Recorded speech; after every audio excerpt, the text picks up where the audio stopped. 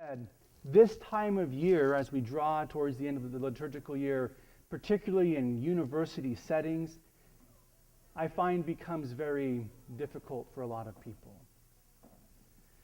With the time change, it gets dark at like noon. Right? The weather turns cold. The holidays are up ahead. And this is when homesickness really begins to set in for a lot of people. Right? It's a time where life begins to be difficult. Feelings begin to rise up in us that are not often easy and pleasant. We begin to look at things like the grass is greener somewhere else. And we look to the past experiences we had back at home and compare them to what we're living in the moment, and we become unsettled. Homesickness. Right? Even types of slight depression. Not feeling like I want to commit to what I'm doing now. Right? It's easy to do that, isn't it? Thankfully, though, you students, don't base your future decisions on those feelings that you have right now. Here's what I mean. Thankfully, because right now, for many of you, you do not feel like being at school. Right? Many of you do not feel like being here right now. So because it doesn't feel right, should you just get up and leave? Because it doesn't feel good, should you just toss in the book bag and that's it? I guess God's not calling me to this because it doesn't feel very good. Right? Because it doesn't feel good, obviously God's not calling you to be here, so you should just go home and forget school. That's silly, isn't it? That's not good logic. In other words, we don't base our life decisions upon our feelings. We don't base our life decisions on our feelings because our feelings can change a lot, can't they? Think about how excited you were in August and September to be here. And how many of you are the opposite right now. I'm not saying feelings are bad, but feelings are not always the best guide for our discernment. Here's what I want to offer to all of you today, particularly young people. I want to talk about your discernment and what God is calling you to in your life. And this applies to everybody as well. What does God want from you in your life? What is your vocation? I'm the vocation director for the diocese. My job is to help people discern their vocation, especially to priesthood and religious life. And my guess and in my experience is when I bring up the idea of being a priest or a nun, instantly feelings come up in people. They want to, after they pass out and stand back up and face me in that conversation, they can't get past the feeling, and I believe do not do very good discernment because they can't get past the feeling of what that would be like. You with me? But we've already established that feelings are not a really good way to go about discernment. You tracking where I'm going now? My call is for you all to be very open and honest, really, with what God could be inviting you into for your life.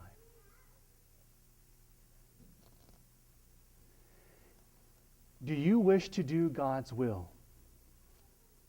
That's the first place to be.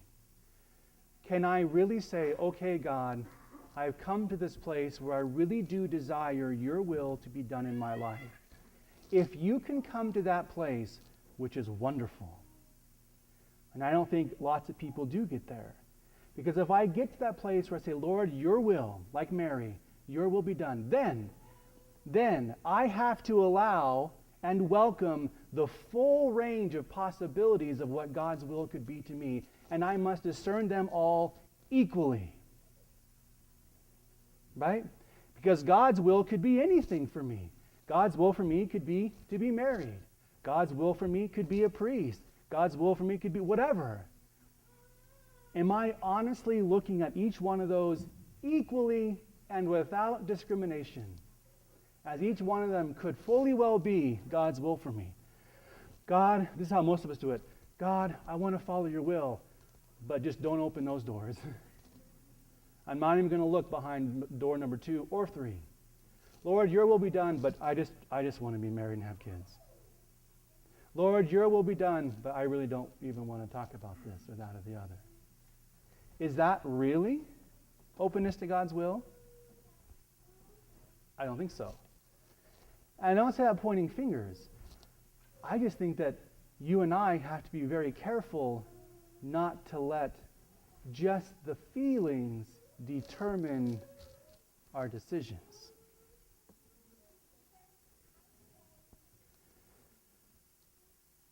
Gentlemen, priesthood, God may be calling you. And it may not feel really awesome in the moment. Moses wasn't too happy about his calling. Neither was Jeremiah, Isaiah, Noah. Joseph struggled. So did Paul. Is it okay to struggle with that decision? Yes. Is it okay to engage that and recognize this is hard? Yes. Is it okay to ignore it because it feels bad? No.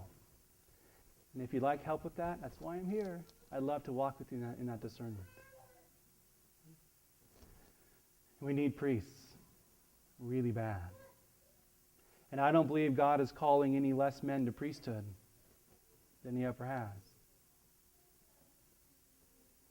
And we're really quick to say, oh, that's not what God's calling me to. Really? You're sure about that? Based upon not the 945 people that have told you should be a priest, you'd be a good one, but I just don't want to. Ouch. Ladies, beautiful women of God, to be a sister, like Sister David, awesome. So needed in our culture right now. Women absolutely dedicated to building up the common good in love. Wow. Beautiful life. Think about it, honestly. Be open to that. Marriage. Many of you just assume you're going to be married, and most of you will be. I encourage you and beg you to discern that one really well. Really well. What I would encourage you who are planning to be married someday, hoping to, look around and begin to get to know the married couples that are around you. And talk with them. Get to know them. They will happily help you in your discernment. Because marriage, though it is a very, very beautiful vocation, I posit right now, it is the most difficult vocation to live right now. I believe that marriage is under huge attack in our culture, that marriage is the most difficult vocation to live. And if you do not believe me, just feel free to ask any married couple in this room and ask them how it's been. Piece of cake?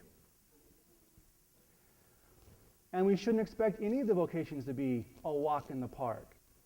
We oftentimes look at priesthood and go, oh my gosh, I can't imagine that kind of sacrifice and lifestyle. But marriage, no big deal, slip and slide right in. Or being a sister, I can't imagine giving up all of that. Why don't you talk to the moms in this room and ask if they've had to give up anything? It's not about sacrifice versus no sacrifice. It's about being willing to take up that cross with the grace that comes from the Holy Spirit and to live that knowing that I'm doing God's will in my life, and that is the absolute and only thing that I'm going to make the most important thing in my life to do.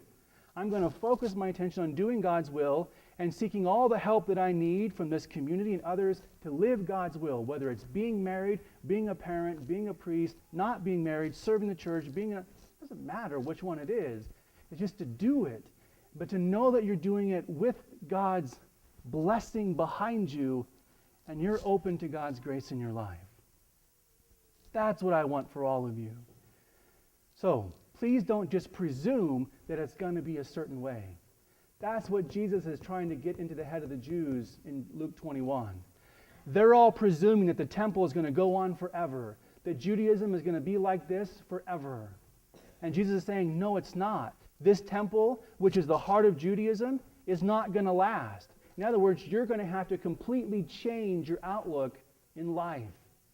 This is what we've done. This is what your experience has been, but God is doing something new in Christ Jesus. It's a new covenant. Jesus himself replaces the temple in John's Gospel, chapter 2. Jesus cleanses the temple, and the Jews say, hey, show us a sign of why you're doing this. And he said, destroy this temple, and in 3 days I will raise it up. And then the Gospel of John says that he was referring to the temple of his body. What does that mean? Jesus is going to replace the temple. He is the place of right worship. He is the place where humanity and divinity meets. He is going to be the new sacrifice. He is the bread of life. He is the light of the world. And if you miss that, you miss it big. And it was hard for people to adjust their perspective. They had a lot of feelings tied in the temple. And I don't mean that any judgment against the people at the time, but you and I are faced with the same questions in our life. God might introduce something into your life that doesn't fit with your plan. It doesn't fit with what you had in mind, i.e., being a priest, i.e., not marrying that person, right? i.e., being a sister. And am I willing to be humble like Jesus and open my eyes to God's will? If I can be of any help to you in your discernment, it would be my honor and joy. That's what I do. Those of you who are already living your vocation to marriage, praying for you. I pray for you a lot. Heed these words of the gospel today in his readings. Are you in that right relationship with God and the people closest to you? Is there unfinished business? What is keeping you from that? Is it fear? Now, I'm not married, but my observation is that fear is the greatest theme that creeps into marriage. I become too afraid to have these conversations. We become afraid of speaking what we really want to say. We become filled with fear, and fear becomes a wedge, and man and wife move farther and farther apart. So fear. The letter of John says, perfect love casts out fear. Because in fear, in love, there is no condemnation. Can you come to each other as husband and wife without condemnation, but standing in the truth with love and have those difficult conversations that God can bring healing to your relationship, that you two would just be awesomely in love? That's my prayer for you. That's my prayer for you. Brothers and sisters, don't be afraid of God's will. God has a plan for you. Don't base your decisions for your life on your feelings. Pray. Pray hard. Seek counsel. Talk to good people. Make that decision well. And trust me, if you make the decision well, you won't regret it.